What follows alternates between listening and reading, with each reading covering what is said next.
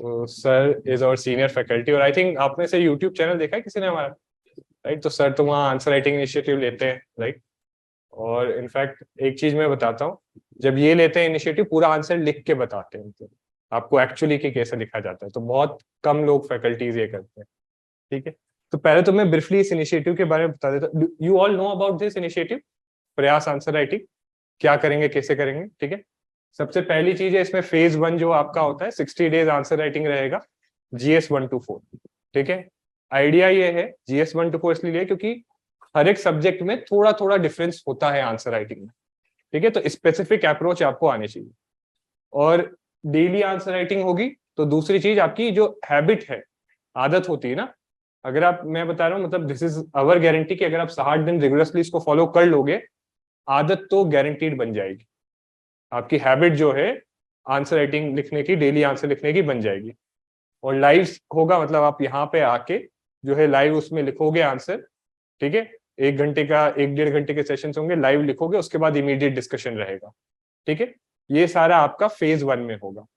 और फेज 1 में आइडिया ये है, हम लोग शुरू में एम ये करेंगे कि आपको एक सर्टेन लेवल ऑफ डिसेंट, मतलब एक डिसेंट लेवल आंसर लिख लो, even with relax time constraint, ठीक है? कि मतलब एकदम यूपीएससी लेवल का टाइम कंस्ट्रेंट नहीं, बट रिलैक्स टाइम रखेंगे, but you should be able to write a good answer. Once you attain that level, एक बार आप वो लेवल अटेन कर लेते हो, फिर लगाएंगे टाइम लिमिट। फिर जब आप टाइम लिमिट में जो है एक अच्छा एवरेज आंसर भी लिख पाते हो अगर, दैट इज वेरी गुड। क्योंकि सिंपल सी चीज मैं बताता हूँ, इस पेपर में अगर आप यूपीएससी का एक बहुत ऑब्जेक्टिव क्राइटेरिया, अगर आपको मेंस क्रैक करना है, and I can literally guarantee for this aspect, ठीक है, कि अगर आप मेंस एग्जाम देने जा रहे हो, GS 1 to 4 पेपर है, हर एक पेपर में हर एक क्वेश्चन के, अगर हर एक भी नहीं, एटलीस्ट 18 आउट ऑफ 20 क्वेश्चंस को जो है, हर एक सब डायमेंशन को आप 3 या 4 क्वालिटी पॉइंट्स लिख के एक एवरेज मैनर में भी एड्रेस कर लेते हो, you are going to clear mains. This is guarantee. This is literally guarantee.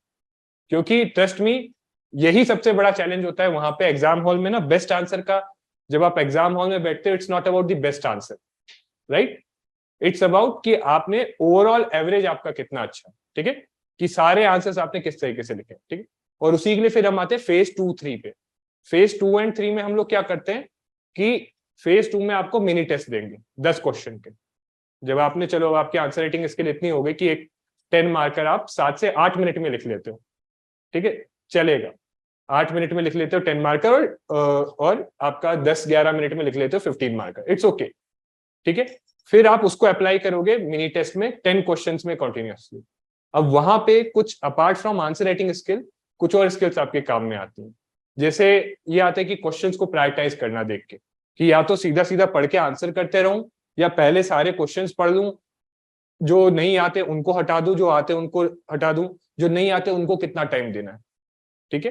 तो वो चीजें वहां पे। एंड फाइनली एकदम एग्जाम लाइक सिमुलेशन होगा, जो फुल लेंथ टेस्ट होंगे 4 आपके, ठीक है, इसमें फेज 3 में, ठीक है? और सारा आपको इवेल्युएशन मिलेगा इसमें। You will submit your answers, you will get detailed evaluation. Class में आओगे, डिस्कशन होगा, तो इंस्टेंट फीडबैक भी रहेगा, ठीक है? तो this was briefly about our Prayas initiative. Okay, now let's start with our today's orientation session. And सबसे पहला एस्पेक्ट, काफी कुछ तो we have discussed, but let me reiterate this, कि क्या रहता है इंपॉर्टेंस आंसर राइटिंग का। Okay, what is the importance of answer writing? सबसे पहली चीज है to convert limited knowledge to more marks, ठीक है? अब इसका सिंपल मैं एग्जांपल के थ्रू बताता हूं, ठीक है? आपका GS 1 to 4 4 पेपर है, हर एक पेपर में कितने 20 क्वेश्चन है, तो 4 into 20 टोटल आपके 80 क्वेश्चन है, ठीक है? नाउ एक चीज आप यहां पे समझे, अगर 2 स्टूडेंट्स हैं A एंड B, और लेट्स टेक अ सिचुएशन कि दोनों ने सेम बुक्स पढ़ी है, same level of IQ, same level of intelligence, सब कुछ सेम है, ठीक है? Just one difference of answer writing skill, कि बी को बेटर पता है कि आंसर राइटिंग स्किल में क्या करना है, क्या चीजें करना है, जैसे मे बी अंडरलाइन करना, कीवर्ड यूज करना, किस तरीके से स्ट्रक्चर करना है, कहां पे टेबल यूज करना है, ये पता है। In terms of knowledge they are both same. So you will see कि एटलीस्ट बी 80 में से कम आपके 70 क्वेश्चंस में we will be getting at least 1 mark extra. ठीक है, 0.5 और 1 मार्क एक्स्ट्रा, और वो अभी हम आपको शो भी करेंगे यूपीएससी के क्वेश्चन लेके ही कि किस तरीके से 2 आंसर्स लिखे जा सकते हैं और कैसे better answer writing skill, better structure in presentation can fetch you more marks. और आप में से किसी ने फाइनल लिस्ट देखी यूपीएससी की? Have you seen the final list? है ना, तो आपने देखा होगा 70 मार्क्स में तो पूरा आइदर यू आर आउट और either you are in top 100. ठीक है, दैट इज देयर. तो ये डिफरेंस क्रिएट करता है. तो आपके पास भले ही लिमिटेड नॉलेज, सेम नॉलेज हो, you can get more marks. ठीक है, भले ही एक क्वेश्चन में it would be of 0.5 marks, but if you add it up, अगर आप उसको सारे क्वेश्चंस में एड अप करोगे, ठीक है, it could make a substantial difference. And that we will also discuss. हम लोग वो भी डिस्कस करेंगे कि किस टाइप की लैंग्वेज चाहिए. ठीक है, बाकी एज सच आपको बहुत ज्यादा हाई फाई इंग्लिश नहीं चाहिए इसमें. ठीक है, योर इंग्लिश, उसमें इवन यूपीएससी ने खुद ने नोटिफिकेशन में दे रखा है कि किस टाइप की लैंग्वेज वो एक्सपेक्ट करते हैं. तो that we are going to take up, Saurabh sir will take it up. Okay, दूसरा, लाइक आई टोल्ड यू कि जो मेंस ओरिएंटेड स्टडी है, मेंस ओरिएंटेशन है, वो जब तक नहीं आएगा जब तक आप आंसर राइटिंग नहीं करोगे. अगर आप ये सोच रहे हो कि पहले मैं सब कुछ पढ़ लूं फिर आंसर राइटिंग करूंगा, then trust me, that is a big mistake. क्योंकि होगा क्या उस सिनेरियो में, आप पढ़ लोगे सब कुछ, आप आंसर राइटिंग करने बैठोगे, आंसर आपसे लिखाएगा नहीं, and then you will realise, तब आपको रियलाइज होगा कि यार शायद से मेरे को इसको एक अलग पढ़ना. Right, so it is better कि आप साइमल्टेनियसली जैसे पढ़ रहे हो साइमल्टेनियसली करो. So then you will start understanding कि मेंस के पर्सपेक्टिव से किसी चीज को कैसे पढ़ना है. अब सिंपल एग्जांपल है, पार्लियामेंट का चैप्टर है. पार्लियामेंट का चैप्टर अगर आप देखो, parliament state legislature, it is important for both prelims and mains. आप में से सबने पीवाईक्यूज देखे हैं, दिवाकर आपसे डिस्कस भी किया था, राइट, पार्लियामेंट के, है ना. देखो दोनों सेम है, बट तरीका पढ़ने का अलग होता है. There is a difference in the way. ठीक है, एंड लास्टली क्वालिटी नोट्स. तो ये मैं बताऊंगा आपको कि अच्छी क्वालिटी के नोट्स बनाना भी you can learn through answer writing. Quality notes वो हैं जो आपको चीजों को इजीली, और जो भी आपकी सारी इंफॉर्मेशन नॉलेज आपने पढ़ी है उसको एक अच्छे कॉम्प्रिहेंसिव वे में ऑर्गेनाइज कर दे और उस चीजों को आप डायरेक्टली अप्लाई कर पाओ. यानी आपको मैप अप्लाई करना है, डायग्राम, टेबल या कुछ भी फ्लो चार्ट है, आपके नोट्स में होगा, तभी विदाउट थिंकिंग आप उसे एग्जाम में रेप्लिकेट कर पाओ. ठीक है, so now let's discuss the next thing. And अब सौरभ सर इसको टेकअप करेंगे रिगार्डिंग द डिमांड जो मैं बोल रहा था, जो उन्होंने नोटिफिकेशन दिया. Sir please.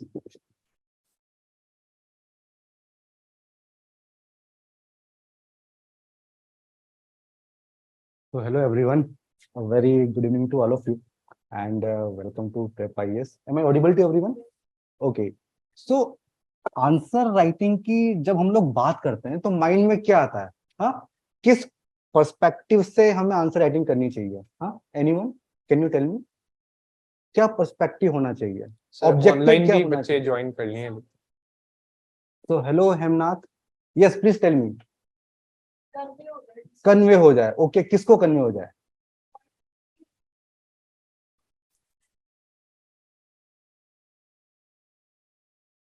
So that person who is checking your answer sheets. All right. What else?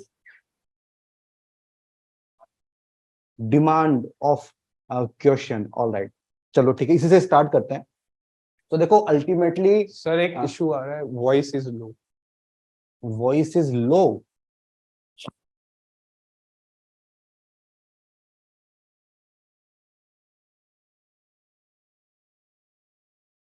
It's all okay, please check your connection. Okay, so यहीं से स्टार्ट करते हैं. देखो answer writing is basically you are marketing something. Okay, and यहाँ पे आपको अपने answer की विजिबिलिटी बढ़ानी है. Okay, and evaluator is checking your answer sheets. तो आपको करना क्या है? आपको उसका काम आसान करना है. ओके, तो अगर आप उसका काम डिफिकल्ट बना रहे हैं तो वो एक्स्ट्रा एफर्ट्स नहीं लेगा. बिकॉज प्लीज टेल मी, कौन लोग आपकी आंसर शीट चेक करते होंगे? है ना, जनरली 50 प्लस, है ना, 50 प्लस होंगे. प्रोफेसर्स हो सकते हैं और काफी टाइम से वो सेम चीज बार बार कर रहे हैं, तो वो एक्स्ट्रा एफर्ट्स क्यों करेंगे? ओके, सो बेसिकली आपको ना उनका जो काम है ना वो आसान करना है. और इसीलिए मैं हमेशा कहता हूं कि जो आपकी आंसर राइटिंग होती है ना, वो एग्जाम सेंट्रिक होती है, एग्जाम सेंट्रिक आंसर राइटिंग। और ये आपको कैसे पता चलेगा, इसके दो एस्पेक्ट है। First one is, you must understand what is the demand of UPSC. Demand of UPSC. And second one is, what is the mindset of evaluator. तो इन दोनों ही चीजों पे हमें फोकस करना होता है। First one is, we need to understand what is the expectation of UPSC, what is the demand of UPSC, and the second important thing is mindset of evaluator, because he is the person who is checking your answer sheets. So ultimately इसको impress करना हमारे लिए काफी जरूरी है। Okay, अब question ये आता है कि डिमांड कहां से पता चलेगी? एनीवन? बिल्कुल। सो यस, वही बताऊंगा ना मैं आपको। So please tell me, demand कहां से पता चलेगी? Yes please. कीवर्ड्स रहते हैं, alright. Any other answer? Demand कहां से पता चलेगी? PYQs, alright. What else? So the most important thing is UPSC notification.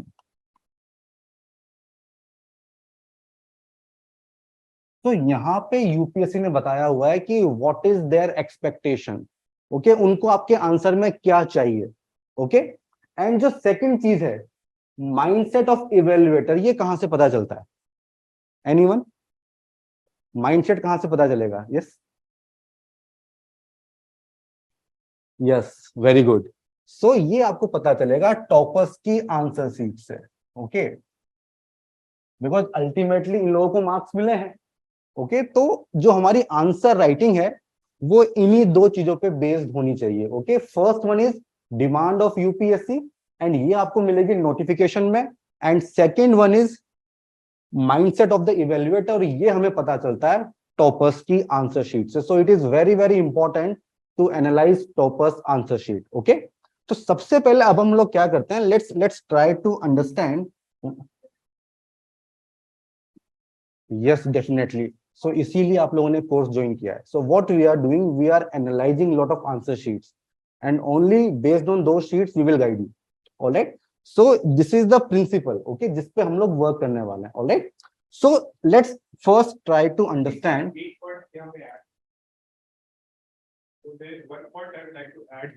Right, तो ये चीज आपको समझनी होगी कि ये जो इवेल्युएटर्स होते हैं ये अपनी मनमर्जी नहीं चलाते वहां। यस, कुछ क्राइटेरिया होता है। अगर मैं इवेल्युएटर हूं, मेरे को एक क्राइटेरिया दिया गया है आंसर चेक करने के लिए। मेरे पास 100 बच्चों की कॉपीज आई। Okay, I got copies from 100 students. I check them, और उसमें कुछ कॉपीज जो स्टूडेंट्स हैं उनको अच्छे मार्क्स मिले और वो सिलेक्ट हो गए। ठीक है, अब उन्हीं स्टूडेंट्स ने कहीं ना कहीं टेस्ट सीरीज में भी लगाया होगा। अब देखो, स्टूडेंट का ऐसा तो है नहीं कि टेस्ट सीरीज में कोई और तरीके से लिख रहा है, वहां पे ऑल ऑफ अ सडन एकदम ही कोई और तरीका हो गया। That won't happen. जो वहां पे तरीका है वहां पे। So what you can understand is कि भाई इनका तरीका मैच कर रहा है माइंडसेट से, देयर वे इज मैचिंग। तभी टॉपर कॉपीज का रेलेवेंस ही है बिल्कुल कि their way is matching with the mindset, and mindset is dependent on जो उनको गाइडलाइंस और इंस्ट्रक्शंस दी है। क्योंकि यूपीएससी का प्राइम फोकस, इनफैक्ट इन्होंने एक सुप्रीम कोर्ट में केस भी हुआ था, उसमें डिस्क्लोज किया है कि कैसे इवेलुएट करते हैं। And given the subjective nature, right, उनका पूरा ऑप्शनल में स्केलिंग क्यों करते हैं? उनका पूरा फोकस इसी चीज पे है कि इसको कितना ऑब्जेक्टिफाई किया जाए। नहीं, एज ऑफ नाउ उनका एक जस्ट ही लाइकली काफी कम चांसेस होते हैं कि वो चेंज होगा। Okay, yes, yes. Alright. So this is the UPSC notification. किसी ने देखा है आज से पहले? Yes Parul, you are right. Ansh, yes, किसने देखा है इससे पहले? So this is the expectation of UPSC. UPSC आपसे ये चाहता है, ये आपको मिलेगा नोटिफिकेशन में। तो अब हम लोग क्या करेंगे, वन बाय वन इसको समझने की कोशिश करते हैं। देन इसके बेसिस पे हम ये भी समझेंगे कि एग्जामिनर का माइंडसेट किस तरह से आप चेक कर सकते हो। ओके, देखो क्या है, the main examination is intended to assess the overall intellectual traits. Okay, overall intellectual traits, depth of understanding of candidate rather than range of information and memory. This is important for your prelims examination, ठीक है? But for mains examination, overall intellectual traits and depth of understanding. This is the first demand. This is the second demand. All right. इसके बाद the candidates must give relevant, meaningful and succinct answers. Means to the point आपको answers लिखने होते हैं. This is third demand, and credit will be given for orderly, effective and exact expression. Again, very important keywords. Okay, effective, exact and orderly expression combined with due economy of words. So this is your word limit. This is your word limit.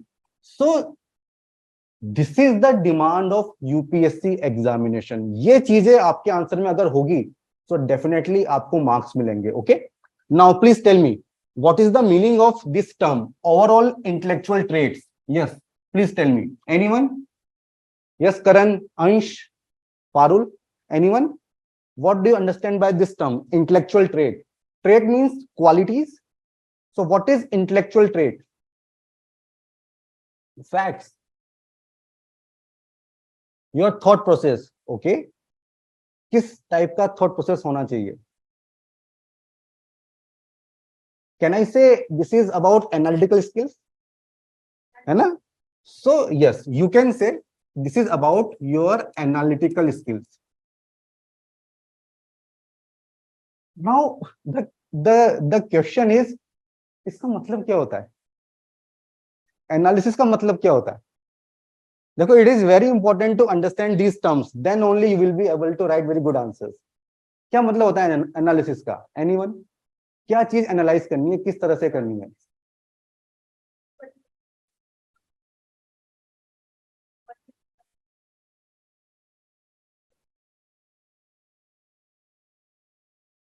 Okay, yes,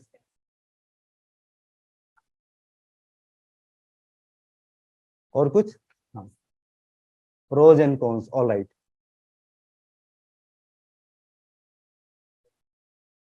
Every dimension. All right. So यहाँ पे Anush is saying to make sense of all the elements of any question. Yes. How you are linking GS1, GS2, GS3, GS4. Yes. So your answer should be multi-dimensional. Okay. इसका first point होता है write multi-dimensional answers. Okay. And if in your answer her subject से कुछ कुछ है, let's say from geography, for history, from history, polity, that will be your multi dimensional answer. Okay, and इस बार question देखा इन GS1 geography ने किस तरह से इन्फ्लुएंस किया. So this is the analysis. Okay, so this is the analysis. Yes Ansh, you are correct. इसका ये भी मीनिंग होता है, are you able to link static with current affairs. और इसीलिए आपने देखा होगा कि यूपीएससी स्ट्रेट फॉरवर्ड क्वेश्चंस काफी कम आते हैं. ठीक है, एप्लीकेशन बेस्ड क्वेश्चंस काफी ज्यादा आते हैं जहां पे you need to use your current affair knowledge. तो अगर आपके आंसर में इफ यू आर कंपेयरिंग, है ना, लेट्स से पर्सन है, आंसर में केवल स्टैटिक पोर्शन है, there is no current affair, and there is person B जिसके आंसर में आपको एग्जाम्पल्स मिलेंगे. ओके, एग्जाम्पल्स मिलेंगे. फॉर एग्जाम्पल, इलेक्शन कमीशन क्या कर रहा है, transparency, accountability, how, C vigil app. Okay, so you are giving answers, you are giving examples. Okay, so this is the meaning of analytical skills. इसके साथ साथ इसका मतलब ये भी होता है कि are you able to analyse previous year question, जो आपने कहा था. Okay, are you able to analyse PYQ. देखो, इसकी सिग्निफिकेंस समझो. Let's say in GS2, in polity, Panchayati Raj is a very repeated theme of this examination. Okay, so on an average, every year you will find one question. इस बार भी आया था.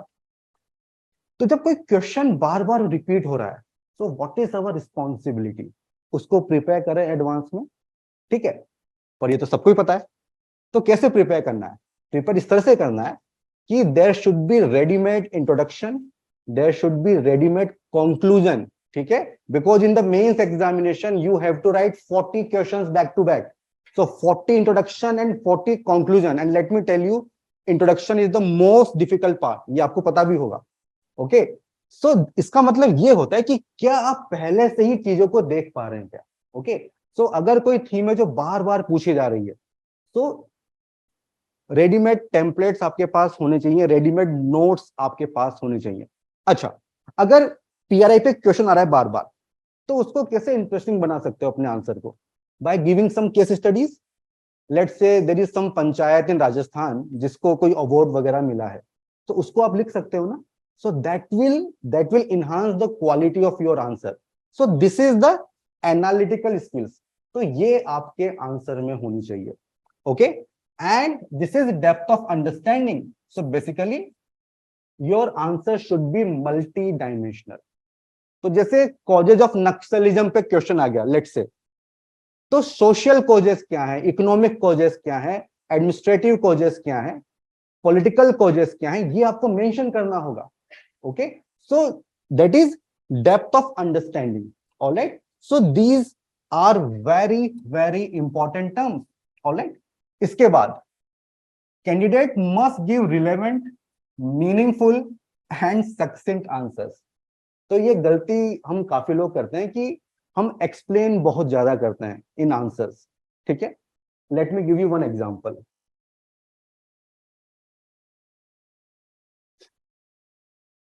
Suppose there is one person जिसने क्या किया है, किसी point में 3 सब पॉइंट्स लिखे हैं, उसको अच्छे से एक्सप्लेन कर दिया, okay. And there is another person, let's say B, इसने क्या किया, he has written 6 points, one line for each point, and there is example. Please tell me किसको मार्क्स मिलेंगे? यस, शाह महफूज, प्लीज टेल मी किसके आंसर को आप ज्यादा मार्क्स दोगे? B, okay. तो this is meaningful, relevant and succinct answers. आपके आंसर्स टू द पॉइंट होने चाहिए, हमें ज्यादा एक्सप्लेन नहीं करना है, ओके। एंड करंट अफेयर्स का यूज करना है, एग्जाम्पल्स का यूज करना है, ओके। ज्यादा एक्सप्लेन करोगे तो होगा क्या कि स्पेस का इश्यू हो जाएगा, okay. Then credit will be given for orderly, effective and exact expression. What is the meaning of order? Yes, Riya, absolutely correct. Yes, Karan, please tell me what is the meaning of orderly? Huh? It is about the structure of your answer, okay? So how you are writing your answer, that should have some flow. किस तरह का flow होना चाहिए? It should be as per the flow of the question, okay? So we will take lot of examples. तो जिस flow में question है, उसी flow में आपका answer भी होना चाहिए. Means different headings, they should be in flow. ठीक है, उसका arrangement, prioritization is very very important, okay? So these are the different dimensions. Effective and exact, same thing, to the point, okay? ज्यादा explain नहीं करना है, examples आपको देने हैं. So this is the expectation of UPSC, जो आपसे वो expect करती है. अब इसको सोचो एग्जामिनर के पॉइंट ऑफ व्यू से। एग्जामिनर 50 प्लस का बंदा होगा, doing the same thing again and again, okay. एक दिन में कितनी कॉपी चेक करता होगा? हाँ, आइडिया गेस करो। हाँ, 40। अरे बाप रे, गेस करो। एट मैक्स 8 to 10, इससे ज्यादा पॉसिबल ही नहीं है। अगर बंदा 10 घंटे काम कर रहा है, 20 क्वेश्चंस आपने लिखे हैं, ठीक है, आप खुद सोचो, तो 1 hour at max for 1 answer sheet. तो पर क्वेश्चन मैक्सिमम 3 मिनट्स वो आपको देने वाला है, ओके। तो जिस क्वेश्चन को आपने 10 मिनट्स में लिखा है, जिस क्वेश्चन को आपने 7 मिनट्स में लिखा है, उसको वो 3 मिनट में चेक कर रहा है। तो is it possible for him to read each and everything? Please tell me, is it possible? वो हर चीज पढ़ेगा। तो अगर आप कहानी लिख रहे हो, बड़े बड़े पैराग्राफ आपने लिख दिए, उसका इंटरेस्ट होगा क्या? नहीं होगा। But if you are writing in heading bullet point format, जहां पे आप अंडरलाइन कर रहे हो, ओके, जहां पे आप एग्जाम्पल्स दे रहे हो, इंटरेस्ट डेवलप होगा कि नहीं होगा? होगा ना? सो that is the mindset of examiner. तो हमें उसका काम आसान करना है। तो अगर मैं उसको समराइज करूं तो mindset of examiner and demand of UPSC ये कोइंसाइड करते हैं, ठीक है। तो एग्जामिनर आपसे ये चाहता है कि उसका काम आप आसान कर दो, क्वेश्चन की जो भी डिमांड है उसको अच्छे से एड्रेस कर दो, वो विजिबल होना चाहिए, there should be different headings for each and every demand, and जो भी आपके पॉइंट ऑफ व्यू है उसको बुलेट पॉइंट फॉर्मेट में with the help of example, वो भी काफी सक्सेंट वे में आपको एक्सप्रेस करना है। This is the mindset of evaluator, okay. अगर आपने कहानी लिखी है, suppose in the introduction you have written 6 lines, उसका मूड ही नहीं होगा उसको पढ़ने का, because you are just introducing your answer. उसमें अगर आप क्वेश्चन की डिमांड को एड्रेस कर रहे हो तो वो क्यों आपका आंसर पड़ेगा, वो एक्स्ट्रा एफर्ट्स नहीं करने वाला है, okay. So this is the demand of UPSC and exactly the same is mindset of the evaluator. इसके साथ साथ हैंडराइटिंग, तो किसकी हैंडराइटिंग बुरी है? हाँ, yes, is there anyone? Parul, Ansh, Riya, हाँ बताओ। तो अगर आपकी हैंडराइटिंग लेजिबल नहीं है तो बिलीव मी वो आपको एवरेज मार्क्स देके चला जाएगा, बिकॉज क्वेश्चनिंग कब होगी? जब एक्सट्रीम होगा, या तो बहुत अच्छे मार्क्स मिल गए, बहुत पुअर। तो अगर आपकी हैंडराइटिंग लेजिबल नहीं है, एवरेज मार्क्स मिलेंगे, एंड एवरेज मार्क्स के चलते आपका सिलेक्शन तो नहीं होगा, okay. So this is very very important. तो आप में से जितने भी लोग जिनकी हैंडराइटिंग सही नहीं है, this is the time, because अभी हमारे पास almost let's say 10 to 12 months होंगे, तो अभी से प्रैक्टिस करो, हैंडराइटिंग आपको सही करनी पड़ेगी, okay. And marks will not be allotted for merely superficial knowledge, this is again very very important, ठीक है। तो let me give you one example. Suppose question में पूछा है functions of the constitution, okay, and you are writing what is constitution, तो आपको marks नहीं मिलने वाले। हमें लगेगा कि हमने क्वेश्चन की डिमांड को समझ लिया है और हमने हर चीज अच्छे से लिख दी, मार्क्स आपको नहीं मिलने वाले हैं। तो सुपरफिशियल नॉलेज पे मार्क्स नहीं मिलेंगे, ओके। क्वेश्चन की डिमांड को समझना, it is very very good. And देखो, ये जितना मैंने एक्सप्लेन किया, इसके लिए notes making is very very important, okay. So if you are not making notes for mains examination तो दिक्कत होगी, ठीक है। सब लोग नोट्स बनाते हो? तो जब आप नोट्स बना रहे हैं तो follow one structure, there should be introduction, there should be main body, then there should be conclusion, okay, yes. तो अब उसको चेंज करो आप, ठीक है। तो there should be readymade introduction, readymade conclusion, and आपको यस यस यस। नोट्स वाला पार्ट में एक बार वो एक्सप्लेन कर दे। सो पारुल बेसिकली आपका क्वेश्चन है how to make quality notes, okay. तो सिद्धार्थ सर उसको लेंगे, okay. So don't worry about it, at the end of the session we will tell you how to make quality notes, okay. So this is the demand of UPSC and this is the expectation of UPSC from you. तो करना क्या है, इसको समझो, इसको observe करो, दोनों को लिंक करो एंड प्रैक्टिस करो, यही तो करना है, यही तो करना है। You need to understand the mindset, you need to observe the toppers answer sheet, दोनों को आपको लिंक करना है with demand of this examination, and उसकी प्रैक्टिस आपको करनी है, ओके। तो जो भी क्वेश्चंस आप लिख रहे हैं ना, उसको इस फॉर्मेट में ही आपको प्रैक्टिस करनी है। So if you are making notes, this is the format, okay, because ultimately यही आपको हेल्प करने वाला है in your real examination, okay. Ultimately यही आपको हेल्प करेगा। I hope this is clear to everyone. any doubt, any concern? Yes everyone, any doubt? Parul, Shah Mahfuz, Riya, Hemnath, any doubt, any concern to anyone? यहां तक clear है ना चीजें? All right, आगे बढ़ते हैं। Sir where can I get toppers copies? It is available on internet, okay, आप वहां पे देख सकते हैं, ऑल राइट, आप देख सकते हैं वहां पे।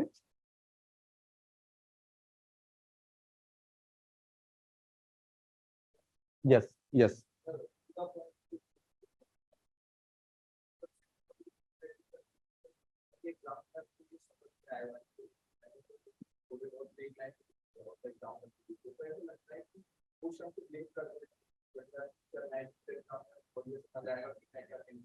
यस, तो ये डाउट रखना ही नहीं है, आपको एक्सप्लेन करना ही नहीं है। ओके, मान के चलो कि एग्जामिनर को सब आता है।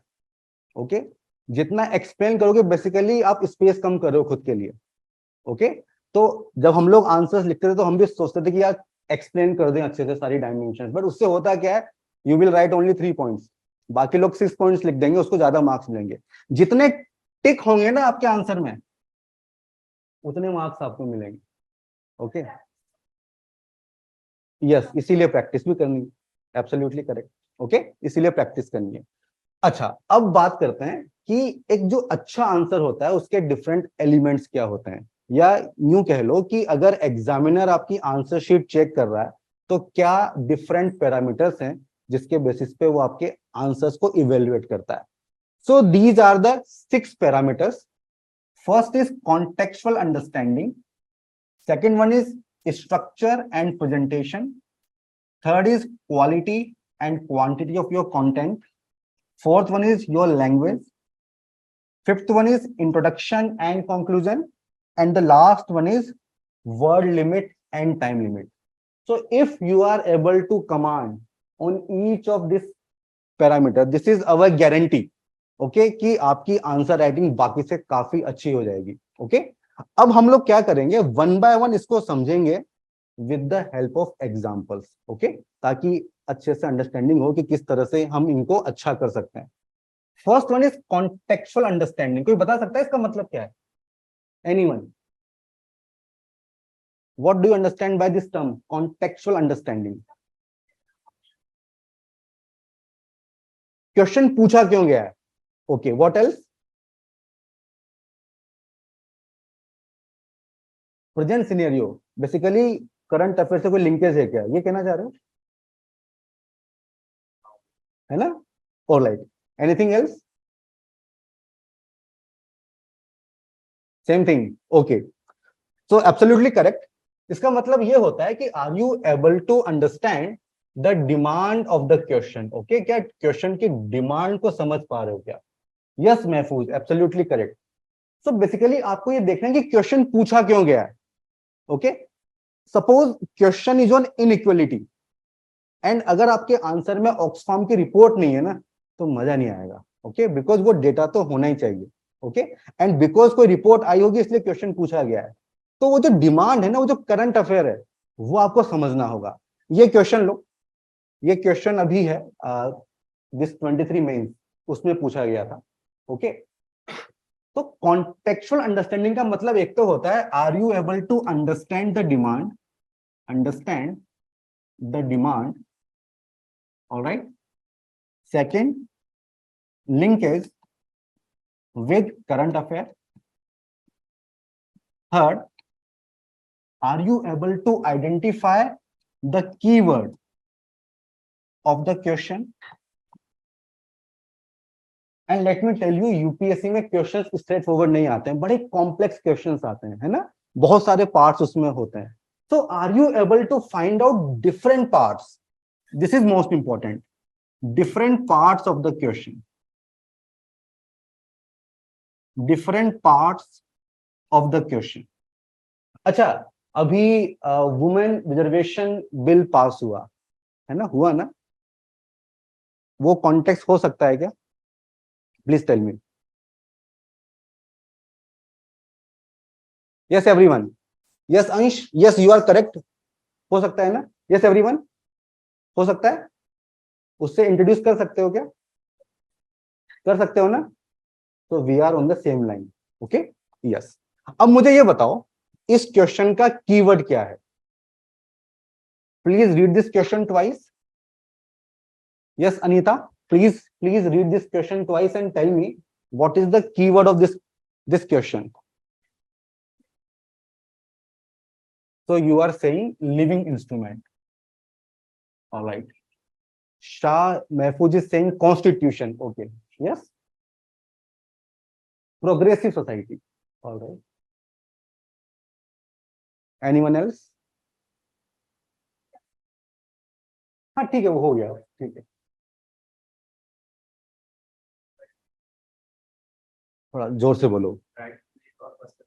अच्छा ये ओके यार, ये तो बिल्कुल ही नहीं है, ठीक है,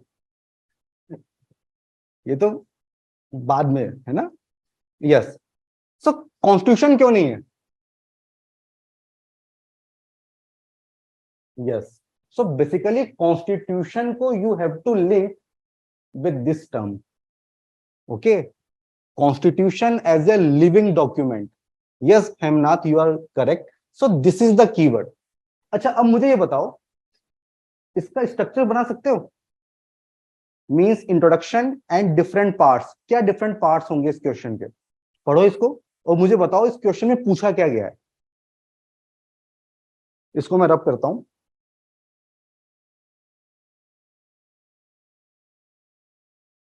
यस एवरीवन टेल मी, इस क्वेश्चन की डिमांड क्या है, स्ट्रक्चर क्या होगा? First one will be introduction, उसके बाद क्या बताओगे?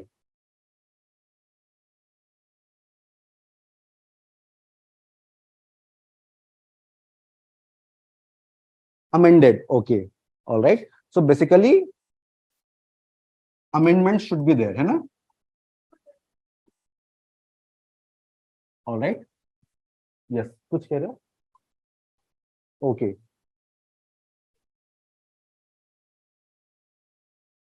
Judgements,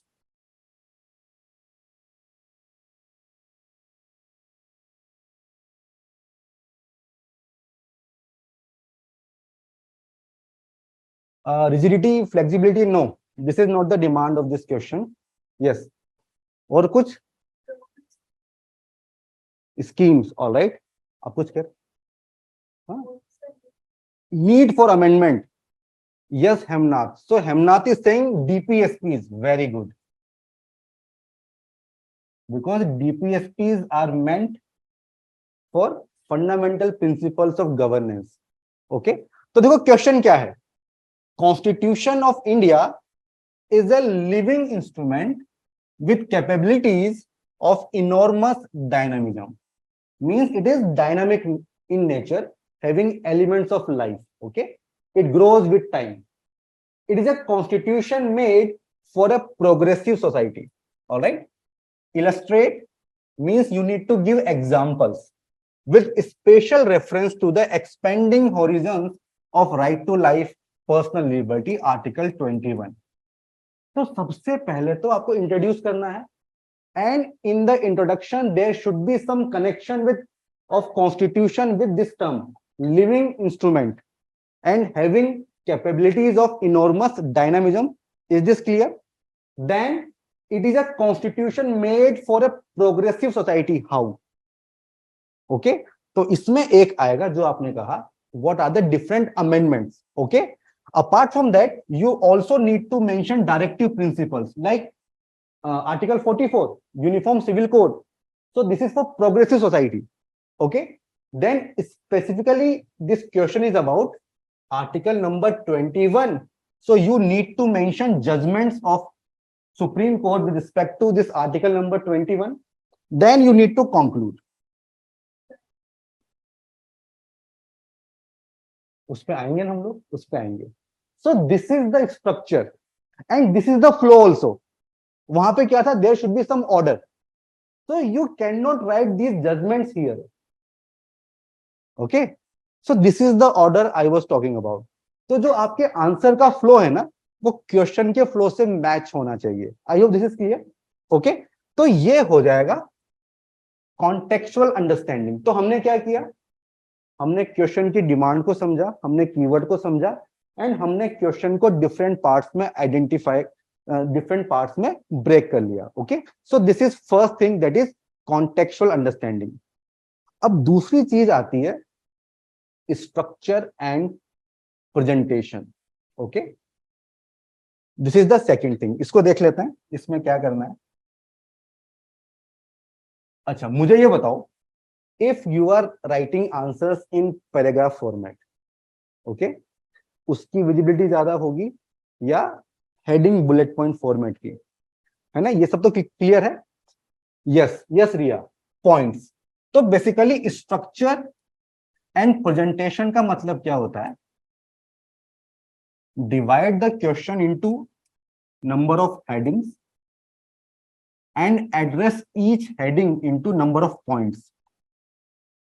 This is heading bullet point format. Okay, this is heading bullet point format. Bullet point format. Okay, इसमें underline important terms. ओके, तो जो आपके एग्जाम्पल्स हैं उनको अंडरलाइन करो. ओके, हेडिंग्स को बॉक्स में डाल दो. तो आप क्या कर रहे हो? विजिबिलिटी बढ़ा रहे हो, मार्केटिंग कर रहे हो ना अपने आंसर की. ऑलराइट, इसके साथ साथ प्रेजेंटेशन किस तरह से अच्छा हो सकता है, तो आप यहाँ पे टेबल्स यूज कर सकते हैं, ग्राफ्स यूज कर सकते हैं, कुछ मैप यूज कर सकते हैं, है ना. सो that is way of presentation.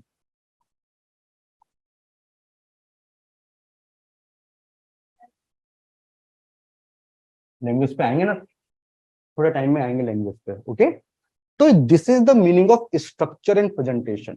अच्छा, जैसे ये वाला जो क्वेश्चन है, इसमें आपने कहा कि जजमेंट्स कौन से होने चाहिए. अच्छा अच्छा, क्या मैं यहाँ पे ऐसा कर सकता हूँ क्या कि एक टाइमलाइन बना दूं? हाँ, like 1951 first constitution amendment act. इसमें क्या हुआ? Inclusion of article 15(4) and 16(4). basically special provisions for socially educationally backward classes for public employment. Can I also write down like this? 9th schedule. So basically you can also implement directive principles. So if you want to make society progressive, fundamental rights hurdle नहीं होंगे. Okay, now please tell me. इसके बाद 1992 73rd 74th Amendment Act, local self-government. This is the need of progressive society. We are talking about women empowerment, है ना. इसके बाद let's say 2002. This is your right to education, है ना, article number 21 है. अभी जीएसटी हुआ था, है ना. So basically this is what timeline. Yes, so this is what timeline. Okay, अगर मैं जजमेंट्स की बात करूं, ऑलराइट, चलो उसको भी देख लेते हैं. So that was about progressive interpretation of article number 21. So कौन सा केस था? मेनका गांधी, है ना, आर्टिकल 21. ओके, सो वहां पे आप लिख सकते हो. अगेन टाइमलाइन, उसका ईयर पता है किसी को? 78 होगा शायद, है ना. Yes, Maneka Gandhi case. अब यहां पे लिखो आप 1978. इसमें क्या बोला? Right to life and personal liberty, है ना. आएंगे ना, अभी we are in 1978 only. Okay, तो क्या, अब इसको एक्सप्लेन कर दो. इसमें क्या बोला कि basically you cannot interpret right to life and personal liberty in a narrow sense, है ना. they involve n number of rights. उसके बाद बता दो लाइन से 1980 में क्या आया, 82 में क्या आया, 84 में क्या आया, 86 में क्या आया, like MC Mehta case for environment, right to education. तो इस तरह से what you are doing, this is your presentation.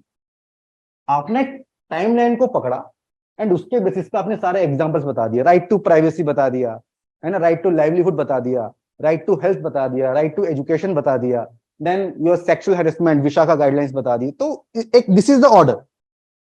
Marks मिलेंगे नहीं मिलेंगे? मिलेंगे ना. तो इस तरह से आपका प्रेजेंटेशन होना चाहिए. एक चीज सर मैं यहाँ पे हाईलाइट करना चाहता हूँ. आप सब ये नोटिस करोगे, जब अभी एकदम स्टार्टिंग में जब पहली बार आपको क्वेश्चन डिस्कस करवाया था, ये सारे पॉइंट्स आपके दिमाग में आए थे? नहीं. बट अभी जब सर ने एक बार स्ट्रक्चर बता दिया, एक बार स्ट्रक्चर जैसी आपको स्ट्राइक कर गया, तो आपके दिमाग में सब कुछ आने लगा। एंड एक्चुअली एग्जाम में बैठ के ना हम लोग मेंस में ये सोचते हैं कि इट्स मोर अबाउट कि सब कुछ याद करना। It's not about that, it's about cracking the structure. Yes, सही स्ट्रक्चर अगर आपने पढ़ लिया, क्योंकि आप इतनी बार लक्ष्मीकांत पढ़ चुके हो, आपको याद आ जाएगा। और ये कोई प्रीलिम्स नहीं है कि एकदम फैक्ट याद करना, कुछ ना कुछ आपको रेलेवेंट याद है। मेन चीज है सही स्ट्रक्चर पकड़ना। ओके। तो ये था second aspect. Okay Shah, Riya, Hemnath, so basically one is contextual understanding, second one is how you are presenting your answer. अब थर्ड आता है कंटेंट। सो कंटेंट तो मैंने बताया it should be to the point, है ना, वर्ड लिमिट आपको cross नहीं करना है। एंड जैसे let's say MC Mehta case, MC Mehta case, right to clean environment is fundamental right, that's all, ज्यादा एक्सप्लेन नहीं करना है। तो टू द पॉइंट, और इसको अंडरलाइन कर दो, इसको बॉक्स में डाल दो, है ना, इसको बॉक्स में डाल दो। तो this is quality and quantity of your content. अब कंटेंट की क्वालिटी कैसे एनरिच करोगे? Use some data, use some recommendations. Let's say PRI पे क्वेश्चन आया है, so there should be second ARC recommendation in your answer. अगर election पे question आया है, एंटी डिफेक्शन पे आया है, तो दिनेश गोस्वामी कमेटी होनी चाहिए। सो इसीलिए नोट्स मेकिंग बहुत जरूरी है। यस, उस पर भी आएंगे, ठीक है। तो दिस इज कंटेंट। अगला पोर्शन होता है आंसर राइटिंग में, इट इज योर इंट्रोडक्शन।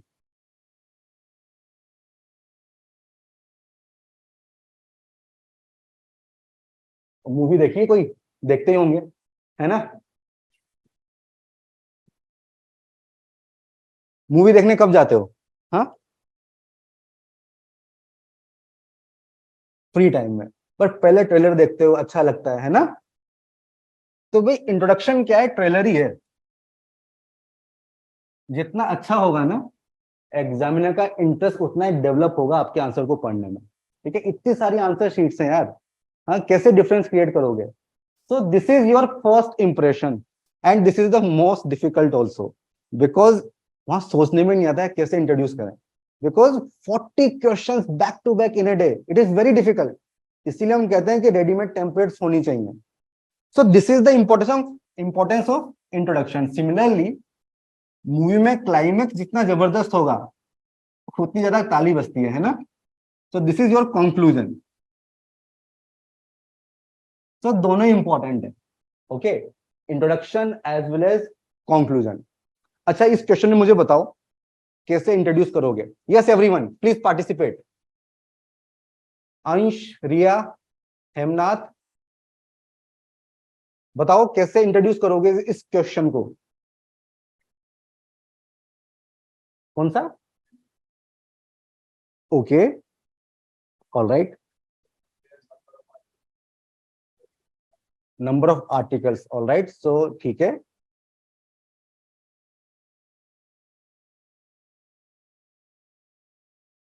सोचो सोचो सोचो, बताओ। There can be n number of introduction, okay, आपका भी सही है, आपका भी सही है, बट अच्छा कौन सा है? बात उसी की है, बताओ। करंट से रिलेटेड, ओके। देखो, इन द इंट्रोडक्शन आप एक तो टर्म को डिफाइन कर सकते हो हमेशा। सपोज क्वेश्चन पूछा गया है जुडिशियल रिव्यू को लेके, you can always define what is judicial review, okay. Suppose the question is on socialism, okay, regionalism, you can always define. You can also highlight the importance of the issue. इस question में क्या importance है? Constitution as a living document having some dynamism, what is the importance? तो Riya is saying yes yes yes, तो मैं इसी पे आ रहा था रिया, वेरी गुड।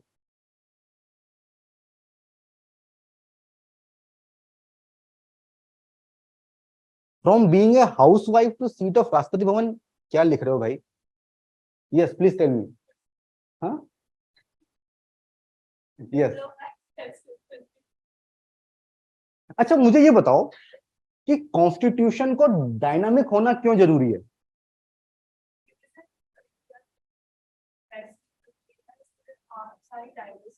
यस, उससे क्या होता है, डाइवर्सिटी से क्या होता है?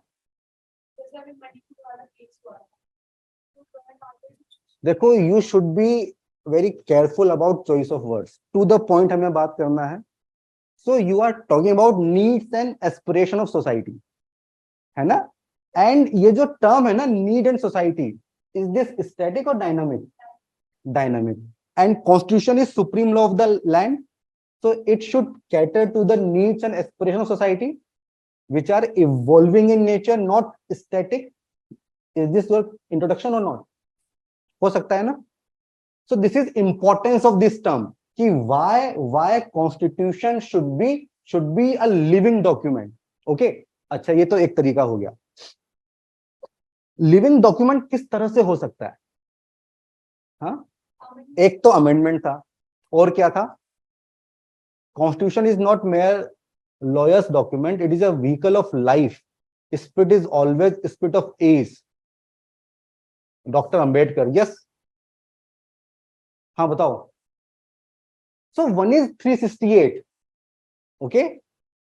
Second one is, can I say judicial interpretation? उसको मिस कर रहे हो सब लोग. So one is amendment through Article 368, and second one, Supreme Court as the final interpreter of Constitution, ensure our Constitution is a living document. इससे कर सकते हो स्टार्ट? कर सकते हो ना? तो अभी जो आपने बताया था कौन सा अच्छा है ना? तो बेसिकली इंट्रोडक्शन ना थोड़ा सा प्रैक्टिस करनी होती है. ओके, तो शुरू में तो ऐसे ही बनेंगे हाउसवाइफ वाले ही, ठीक है, बट विद टाइम, ठीक है, विद टाइम इसमें बहुत सारे चेंजेस आते हैं. ठीक है, basically it should be relevant, it should be as per the context of the question. Okay, it should be context, it should be as per the context of the question. I hope this is clear, है ना? जैसे geography का question है, वहां पे terms आती है, you can always define earthquake क्या होता है, वोल्केनो क्या होता है, हमेशा डिफाइन कर सकते हो. ठीक है, कंक्लूजन. तो conclusion should be very interesting, है ना? बिकॉज जब एग्जामिनर आपको मार्क्स दे रहा है, ये उसके माइंड में होगा, बिकॉज सबसे एंड में तो वो इसी को पढ़ेगा ना. तो अगर ये इंटरेस्टिंग नहीं है तो मार्क्स कम मिलेंगे, है ना? तो अब मुझे ये बताओ, इन दिस क्वेश्चन आप कैसे कंक्लूड कर सकते हो? देखो, कंक्लूजन में ना एक कुछ वे फॉरवर्ड टाइप होना चाहिए, है ना? आप इंपॉर्टेंस बता सकते हैं, ठीक है, या यूटिलिटी आप बता सकते हो.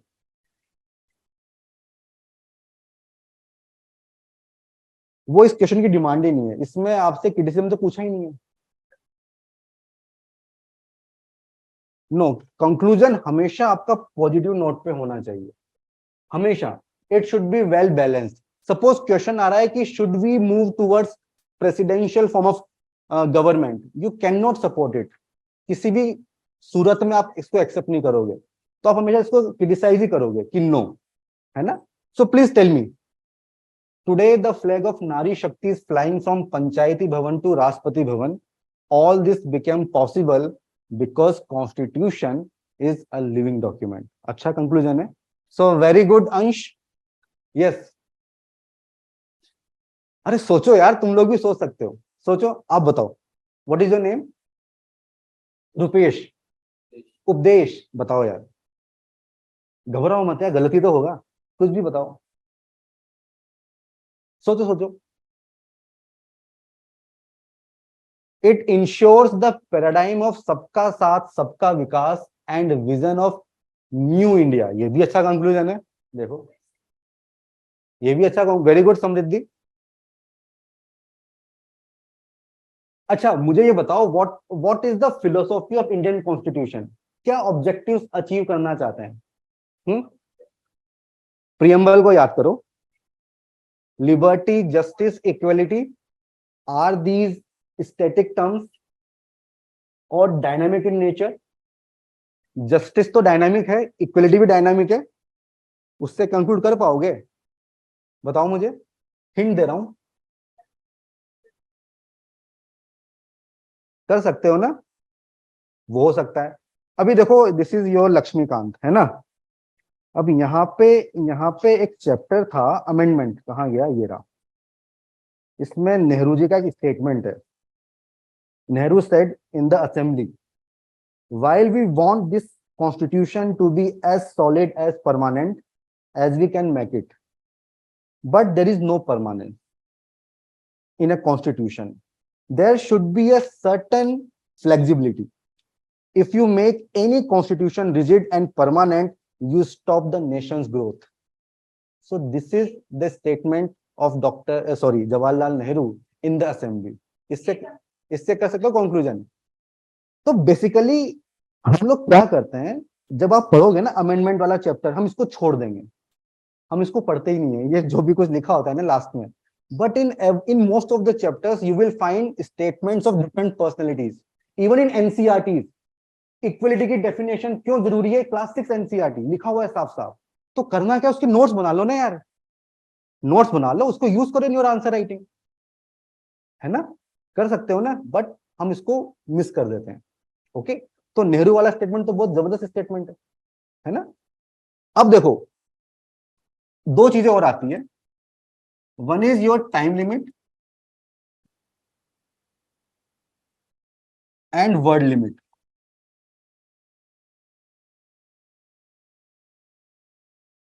Expanding horizons of right to life and liberty refers Indian constitution. ये बहुत ही सिंपल सा हो गया ना हेमनाथ, बहुत सिंपल सा हो गया, वो तो बेस्ट है, इसीलिए मैंने आपको बताया। एंड इस तरह के बहुत सारे स्टेटमेंट्स आपको मिलेंगे इन लक्ष्मीकांत, यस, है ना, उसका वेटेज है। बट ये आपको याद कैसे आएगा अगर आपने प्रिपेयर नहीं किया होगा तो, ठीक है। तो जब नोट्स बनाओ तो इन चीजों को ध्यान में रखो कि इसको मैं कहाँ यूज कर सकता हूँ या कर सकती हूँ। ओके, अब जहां तक टाइम लिमिट की बात है, वर्ड लिमिट की बात है, देखो ये जो एग्जाम में डिफिकल्ट क्यों है, बिकॉज यहाँ पे टाइम का कंस्ट्रेंट है, यहाँ पे स्पेस का कंस्ट्रेंट है। Even you have the knowledge, but उस नॉलेज को आप किस तरह से प्रेजेंट कर रहे हो in the given time limit, in the given word limit, वही पूरा डिफरेंशिएट करेगा।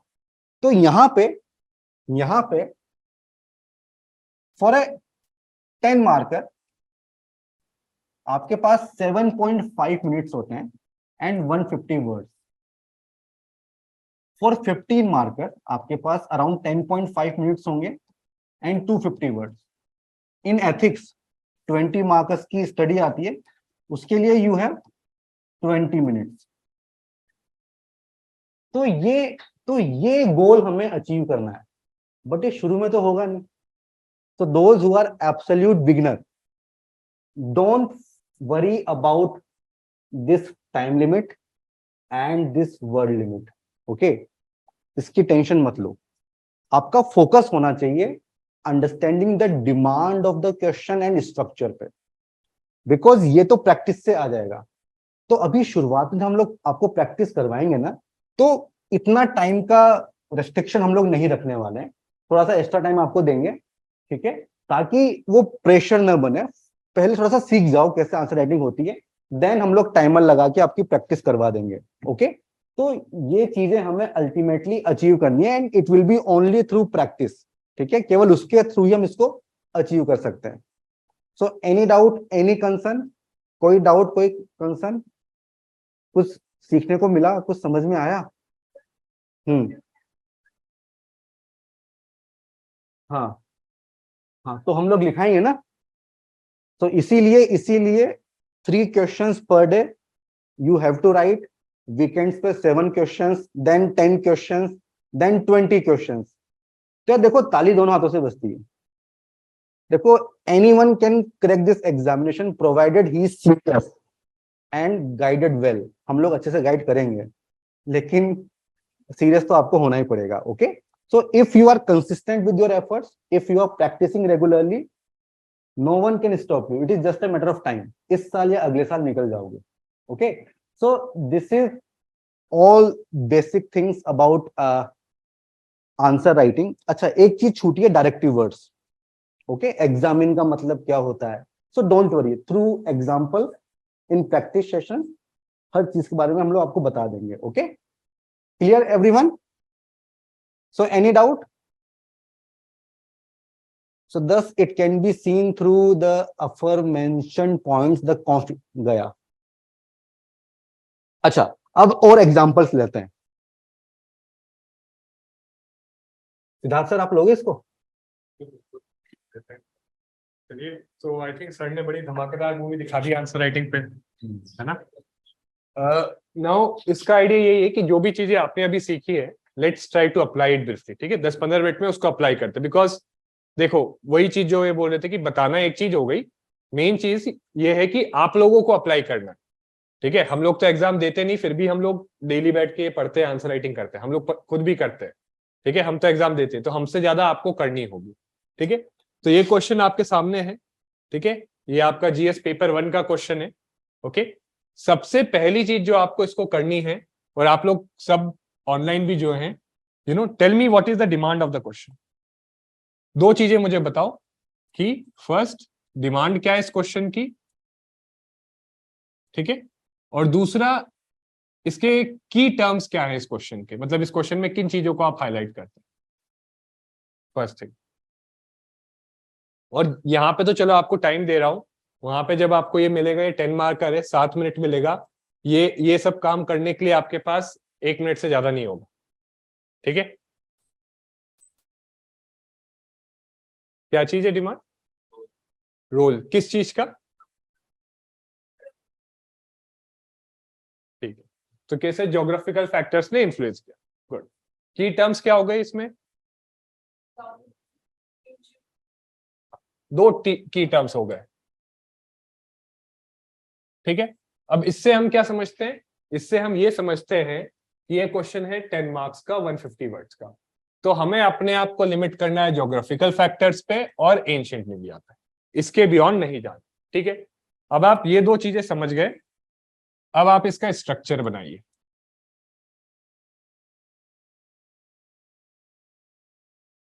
नहीं, स्ट्रक्चर, हाँ, मतलब अब आप इसको स्ट्रक्चर करिए कि आप एग्जाम में होते तो कैसे इसको स्ट्रक्चर करते. तो बिल्कुल समृद्धि, पारुल, ओके, एंशिएंट किससे, स्ट्रक्चर क्या होगा, यही तो चीजें, कंटेंट आपको पता है. अब आप जैसे आप शुरू कर देते, आपने बोला इंडस, ठीक है, हम लिख देते, उसके बाद क्या?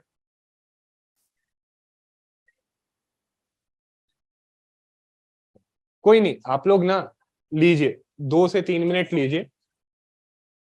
हाँ, टेक 2 to 3 मिनट्स. दो चीजें हैं आपके पास, geographical factor and development of ancient India. ठीक है, ये दो चीजें आपको दिमाग में रखनी है और आपको स्ट्रक्चर में. ओके, तो बेसिकली एक तरीके से आप स्ट्रक्चर करने का इसको बोल रहे हैं क्रोनोलॉजिकल बेसिस पे, राइट? कि आईवीसी के टाइम पीरियड में किन ज्योग्राफिकल फैक्टर्स ने इन्फ्लुएंस किया, वैदिक में किसने इन्फ्लुएंस किया, मौर्यन में किसने इन्फ्लुएंस किया, राइट? ठीक है, ओके, ये एक तरीका हो गया. Online, okay, intro different geographical factors and, ठीक है, आप में से कोई बताइए कोई और तरीका हो सकता है स्ट्रक्चर करने का? Okay, Shah Mahfooz, development of India by geographical factor like river, mountain, plains, porous border. Okay, agriculture development, Indus to Ganga.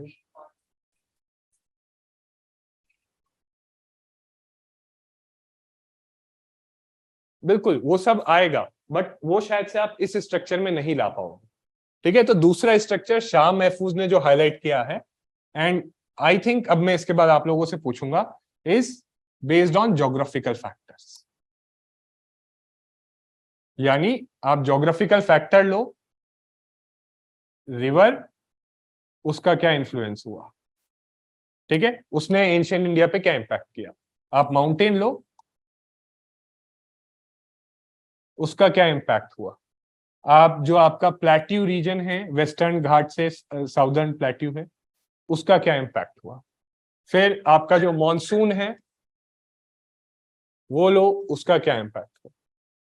ठीक है, अब दो स्ट्रक्चर हैं, 1 and 2. अब आप बताइए इस क्वेश्चन को आंसर करने के लिए what would be better. Geographic factors ना, और देखो दूसरी चीज जो आप सारे पॉइंट्स बोल रहे थे, अब वो यहाँ पे हम बहुत ही अच्छे से बता सकते हैं। Okay, let's take the example कि चलो, तो ये तो डिसाइड हो गया कि geographical factors, almost everybody agrees ना, किसी को और कोई डिफरेंट आइडिया है इसको लेके? कोई और तरीका आपके दिमाग में है? नो, ठीक है। सो मेनली आपको ऐसे ही एड्रेस करना है इसको। अब ज्योग्राफिकल फैक्टर्स में let me take mountains, and to be precise I would write Himalayas here, right? ठीक है। अब देखो इसको स्ट्रक्चर भी करूंगा, वहां पे मेरी प्रेजेंटेशन कैसे बनेगी इसके बेसिस पे? I can make a table, right? या तो मैं पॉइंट वाइज लिख दूं हिमालयाज एंड इट्स इन्फ्लुएंस 1 2 3, या मैं टेबल बना सकता हूं geographical factor and its influence. ठीक है। See what I want to emphasize is more than content, content से ज्यादा स्ट्रक्चर इंपॉर्टेंट होता है। Once you start realizing it, और ये चीज अगर आप बहुत सारे पीवाईक्यूज के लिए करोगे, आप पढ़ते वक्त भी वैसे सोचोगे कि मेरे को इसी फॉर्म में नॉलेज एक्वायर करना है, मेरे को इसी फॉर्म में नोट्स बनाने। ठीक है। तो माउंटेन्स में सबसे अच्छा एग्जांपल हिमालयस का दो बहुत तरीके से इन्फ्लुएंस किया है। ओके, सबसे पहला है it has prevented invasions. Okay, हाँ। दूसरा, विंड्स को रोका है, तो उसी के कारण हमारे पास क्या मिलता है? मॉनसून। उसी के कारण एग्रीकल्चर बहुत इंपॉर्टेंट है हमारे उसमें। और जो भी इनिशियल एंशिएंट इंडिया में अगर आप देखोगे, इंडस वैली की बात करो या उससे पहले भी, आपने देखा होगा ज्योग्राफिकल साइट से we get lot of evidences and all those things. ठीक है, विंड्स हो गया। एक ट्रेड, क्या चीज? ट्रेड रूट, हाँ बिल्कुल वो भी हो सकता है। Yes, natural barrier. एक और पॉइंट हो सकता है यहाँ पे जो थोड़ा और प्रिसाइज है, वो है कि हमारे पास, अब देखो ये बहुत जेनरिक वे में मैं लिख रहा हूं, ठीक है। लेट मी टेल यू कि कैसे अंतर पड़ता है कंटेंट की क्वालिटी में। जैसे आपके कुछ पासेस हैं, जैसे खाइबर पास है, आप सबको पता होगा इसके बारे में, सुना है ना? Khyber, right? Golan pass, do you know about these passes? सुना है इनके बारे में? ठीक है, आप ये बताओ कि इन माउंट हिमालयाज में we had various passes like this, and due to these passes India had contact with Central Asia and China, कैसे? and Greeks। इसी के कारण तो आपके जो ग्रीक्स, हुन्स, कुशान्स, वो सब यहां पे आए थे। बिल्कुल, ठीक है।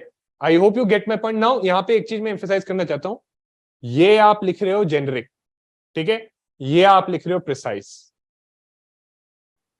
राइट? तो कोशिश हमारी ये होनी चाहिए कि एज फार एज पॉसिबल इस टाइप का कंटेंट हम डालें। This is quality content, this is what is exactly required. Exactly आप बताओगे कि mountains they have influence, they had some passes like this, and through that passes we had some, you know, foreign culture influencing.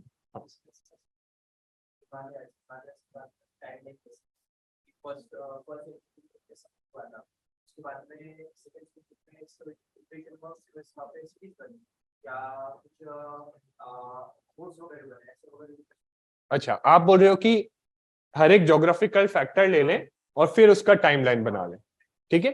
Now देखो, एक और चीज आपको ये भी तो याद रखनी है कि आपके स्ट्रक्चर बनाते वक्त कितने मार्क्स का है। You have to keep this in mind as well. तो आपको इसमें ज्यादा डिटेल नहीं जा सकते, but what you need here is, जैसे सर ने कहा, मल्टी डायमेंशनल। यानी सिर्फ आप हिमालयस पे ही बहुत सारी बातें मत कर देना, आप फिर आ जाओ सेकंड रिवर सिस्टम्स पे, रिवर्स एंड रिवर प्लेन्स, ठीक है।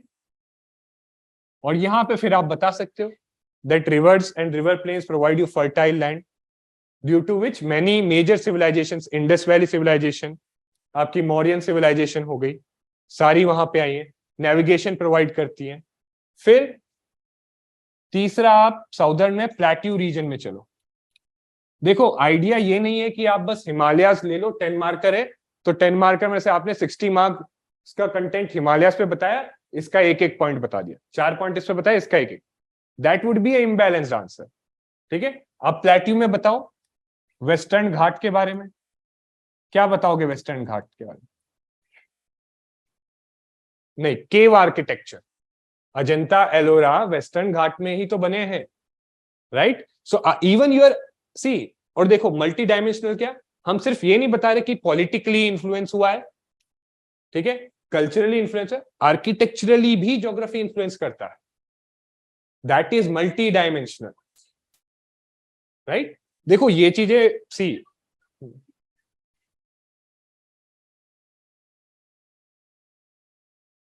सी आपसे पूछा क्या है, डेवलपमेंट ऑफ एंशिएंट इंडिया। जब हम डेवलपमेंट ऑफ एंशिएंट इंडिया की बात करें, क्या आएगा? Social development, political development, cultural development. Political development में आप बोल सकते हो ये इनका इन्फ्लुएंस है।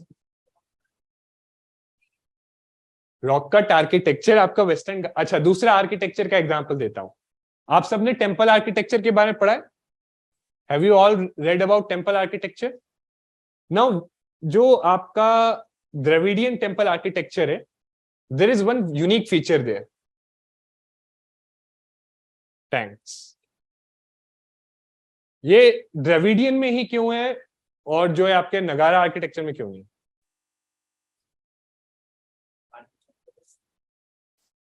नहीं नहीं, देखो यहां पे ज्योग्राफी लगाओ कि टैंक्स वगैरह आपके इस टाइप के इरिगेशन सिस्टम में पढ़ोगे, वहां पे भी है, वहां पे ही क्यों होते हैं?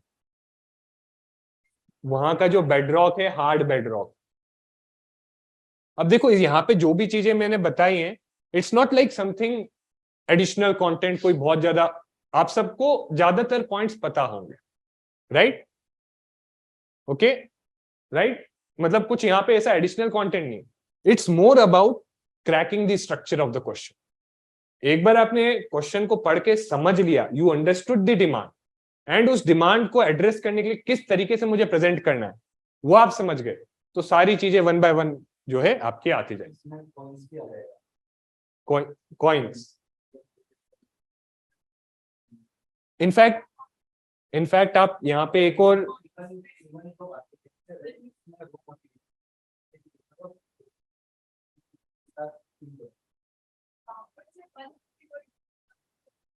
नहीं लिख सकते ना, तभी तो मैंने बोला आप रादर देन एक चीज जो सर बता रहे थे, एक हाँ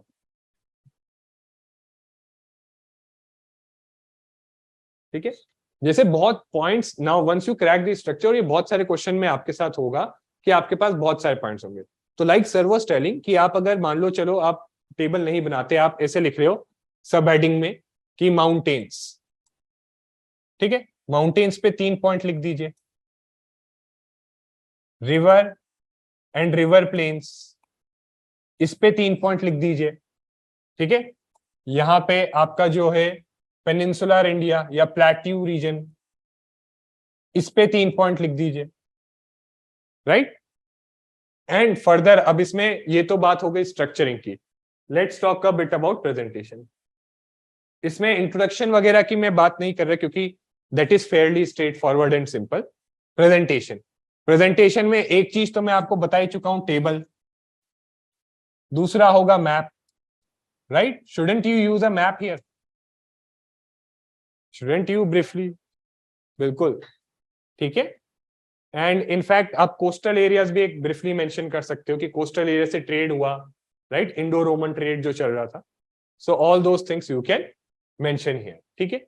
so like this is how you will deal with this, ठीक है। यहाँ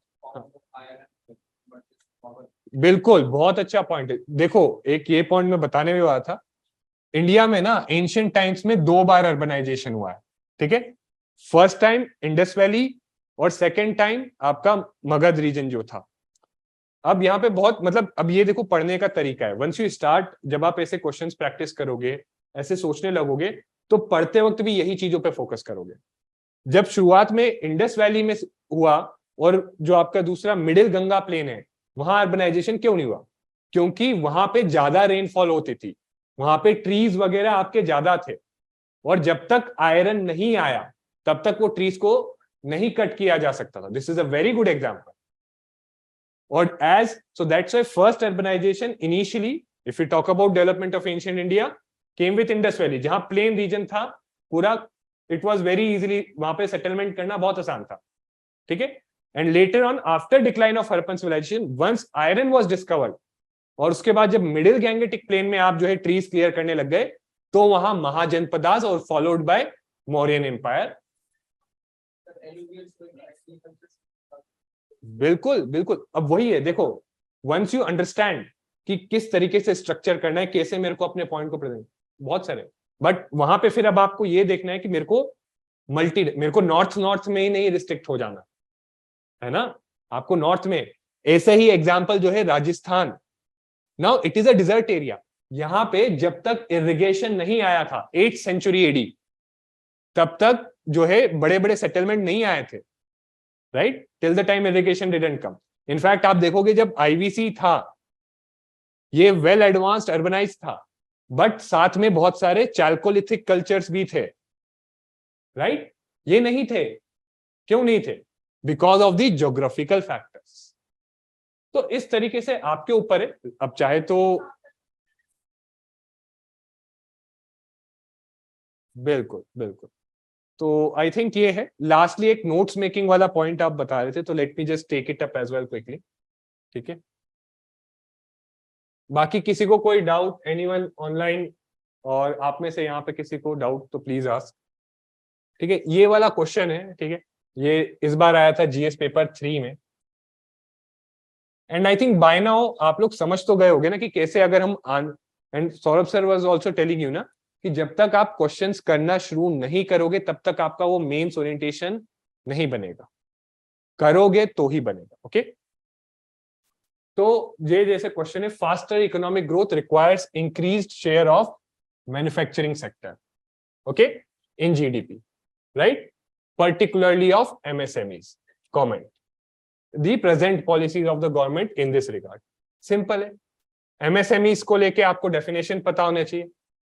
अब देखो ये डेटा मैंने, for instance we teach it in our classes, तो मैंने ऐसे क्यों निकाल रखा है ये data, why I have kept this data and why I am teaching it in the class, क्योंकि मैंने PYQs देखे इकोनॉमी के, और इसीलिए हम लोग जो है हर सब्जेक्ट के अलग अलग, चाहे तो आंसर राइटिंग बिना सब्जेक्ट को मेंशन कर सकते हैं, बट देखो हर सब्जेक्ट में अलग टाइप की रिक्वायरमेंट है, अलग टाइप की डिमांड है, और वो डिमांड जब आप समझोगे, जब आप PYQ सिर्फ देखोगे नहीं, अटेम्प्ट करने बैठोगे, जब आप क्वेश्चन अटेम्प्ट करने बैठते हो, only then you start realizing that what I actually need to answer this, right. और जब आप बहुत सारे ऐसे क्वेश्चन बैठ के लिखोगे, आपको ये रियलाइज होगा इकोनॉमी में, जीएस पेपर 3 में इकोनॉमी रिलेटेड क्वेश्चन के लिए, दैट आई नीड डेटा, अगर मुझे एक अच्छा आंसर लिखना है, I need data, so we can have data, ठीक है।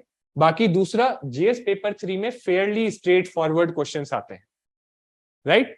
तो अगर आपके पास स्ट्रेट फॉरवर्ड नोट्स हैं, चैलेंजेस फेस्ड, ठीक है, finance, technology, skills, regulation, market access, 10 mark का मैं 5 पॉइंट लिखूंगा सीधा, ठीक है, इससे ज्यादा नहीं।